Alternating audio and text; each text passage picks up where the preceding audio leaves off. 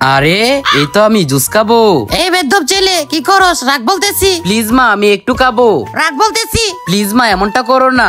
বাবা তুমি মাকে কিছু বলো না। আরে কিছু বইলো না, ওকে খাইতে দাও। আচ্ছা ঠিক আছে, তুই সুন্দর করে খেয়ে রেখে দে। अच्छा ठीक है। হায় রে আমার কপাল। সব দোষ তোমার। তোমার লাই পেয়ে পেয়ে সিলেট আজকে এমন হয়েছে। আরে আমি আবার কি করলাম? এই বেদ্যপ ছেলে, তোর জন্যই তোর বাবা আমাকে এমনটা বলতে পেরেছে। আরে বাবার জন্যই তো হয়েছে। দে বেদ্যপ ছেলে, আর খাইতে হবে না। দেত্তিরি আমি আর কারোর সাথে কথাই বলবো না। আহারে ছেলেটা মন খারাপ করে আছে, তাড়াতাড়ি গাড়ি থেকে নামো। তার আগে বন্ধুরা, তুমি যদি এই ছবিটাকে সুন্দর মনে করো তাহলে লাইক সাবস্ক্রাইব করো, আর আমি তোমাদের জন্য দোয়া করি তোমরা যেন সকলে হজ করতে পারো, আমিন। আরে ছেলেটা তো গাড়ির ভিতরে মন খারাপ করে আছে, চলো নিয়ে যাই।